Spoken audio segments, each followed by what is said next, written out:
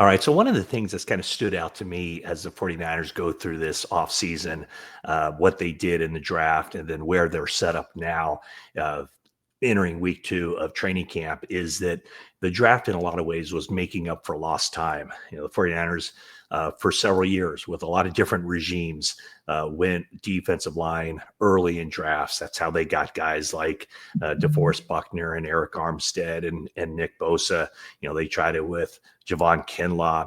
And this year they went back to that philosophy, getting the big, powerful, young defensive linemen that can step in and play immediately. Getting guys like Michael Williams in the first round, Alfred Collins in the second round, and then C.J. West as well. And so, just to kind of bring this all full circle and tie it all together, football is back in the NFL. Hall of Fame game was Thursday night in Canton, Ohio. And of course, Trey Lance got a lot of playing time for the LA Chargers and played very well. And he was somebody that Jim Harbaugh really singled out after the game. Lance completed 13 of 20 passes, 120 yards, 2 touchdowns, no interceptions. I think anybody who watched Trey Lance during his brief time with the 49ers, they could see the talent. Anyone could see the talent. The arm strength, I think the smarts, the physical attributes and all of that.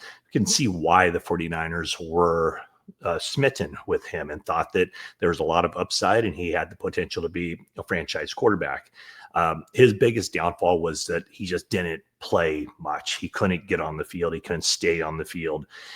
He was a young guy who just needed experience. And that's something that Jim Harbaugh singled out after the game where the Chargers played the Detroit Lions, noting that Trey Lance is still only 25 years old. And so he called it a big night for Trey.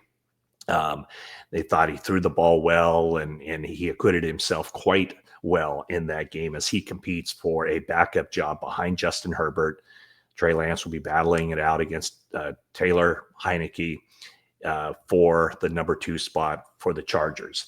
But just to kind of bring this back, when the 49ers made that trade for Trey Lance, in a lot of ways, they mortgaged the future in the sense that they went 2 years without a first-round draft pick. That was the price of doing business with the Miami Dolphins to get up there to number 3. So when you look at the 2022 drafts and the 2023 drafts, those 2 drafts, the 49ers didn't have a first rounder. So, the big, powerful defensive linemen that they were able to get in the first round in other drafts, all those guys were taken. So in 2022, Drake Jackson was the pick in the second round. Of course, he had the issue with his knee. He's still out of the league right now. 49ers waived him injured this offseason. Another third-round pick, Ty Davis-Price, or 2 third-round picks, Ty Davis-Price and Danny Gray, never materialized. So 49ers' first 3 picks in that draft, they got nothing from those guys. Drake Jackson's out of the league right now, hoping to get healthy and latch on with somebody. The Tennessee Titans recently released Ty Davis-Price. Danny Gray was released by the Philadelphia Eagles recently with an injury designation. And then the next year, the 49ers top 3 picks weren't until the third round. 3 third-round picks as their first picks in 2023.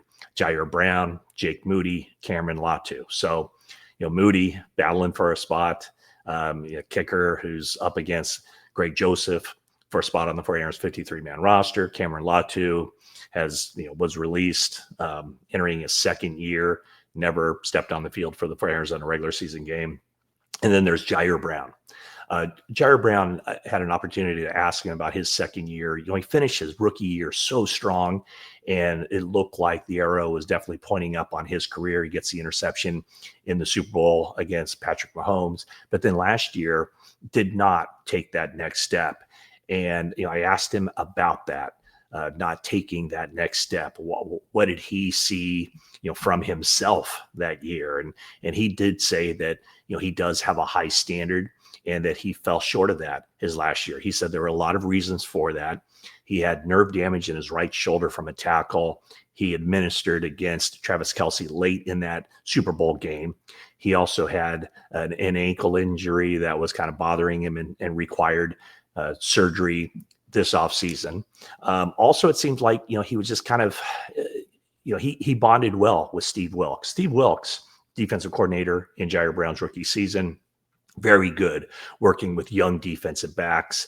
So, I think that had an impact on him when Kyle Shanahan fired Steve Wilks after that one and done season. Last year was Nick Sorensen. So Ji'Ayir Brown said that the messaging was different, the style of defense was different. And so all those factors he felt kind of contributed to him not having the kind of season, to the point where when Talanoa Hufanga was healthy and Malik Mustafa was healthy, Ji'Ayir Brown was on the sideline. He wasn't a starter. He didn't start 4 games when those two guys were healthy late in the season. So now he feels like things are clicking for him. He says he loves where he's at, both mentally and physically.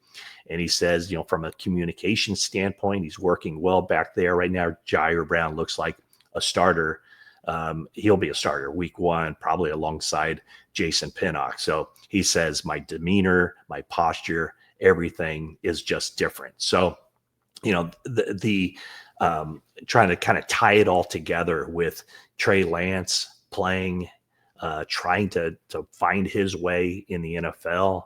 After the 49ers traded him to the Dallas Cowboys, basically when Brock Purdy was healthy, entering his second season, and Sam Darnold had beaten out Trey Lance for the starting job, the 49ers just didn't have the reps and I guess the patience to try to continue to develop Trey Lance. So the 49ers roster right now, I think you could look at any team in the league. Nobody's going to hit on all their draft picks for sure.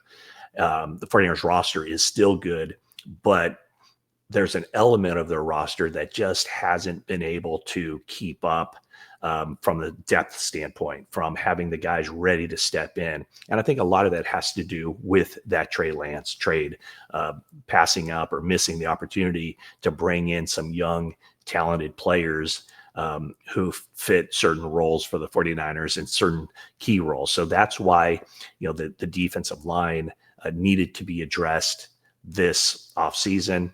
49ers wanted to get younger throughout the roster, and they, by and large, did that. So still a lot of talent on the 49ers, but as I watch them in training camp, there are certain areas where you can tell there are some question marks. There's a lot of uncertainty about, where the team is, certainly with some attrition now at wide receiver. That group is thin. The defensive backfield is thin, especially with Deommodore Lenoir and Renardo Green missing action with injuries. Green's going to be out probably another couple of weeks. And as far as Lenoir, they're hoping to get him back on the field on Monday.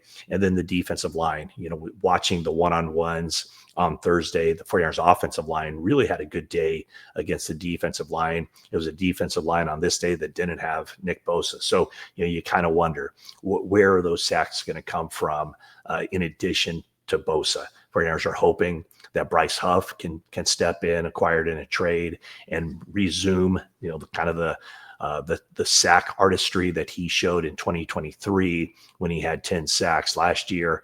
Didn't do much at all with the Philadelphia Eagles after signing as a free agent. 49ers are hoping that reuniting with Robert Saleh can provide Bryce Huff with the tools he needs to get those sack numbers back up there. But just kind of interested to see, where Trey Lance was. Again, he looked good, and where the 49ers are, but the impact of that. I think a lot of people would say, well, 49ers didn't suffer from the Trey Lance trade because they got Brock Purdy. And one element of that is true. Well, part of the reason the 49ers decided to move on from Jimmy Garoppolo and trade up and get Trey Lance was because they wanted a young quarterback on a fixed salary for 4 seasons. even as the number 3 pick in the draft, you're still getting a quarterback. If he's a starter and a good player, you're getting him under market value for a period of time, 3 years at least. That's what the 49ers had with Brock Purdy. So that element of it was crucial for the 49ers to make playoff runs and challenge for the Super Bowl by having a quarterback who is making, in essence, the league minimum. That impact of, in essence, missing on Trey Lance wasn't felt because of Brock Purdy stepping up. But the other element definitely was, and that was the trade that took away some top draft picks where the 49ers could have helped out other areas of their defense or other team and had those guys ready to go at this point. But 49ers making up for lost time this offseason by bringing in all those defensive linemen, and the onus is on them to be able to produce year one. 49ers need it to get to where they want to go this season. So that's the quick update as 49ers get set to take the practice field again on Friday. A padded practice, should be a longer practice, and I'll check in later in the day to tell you how that went.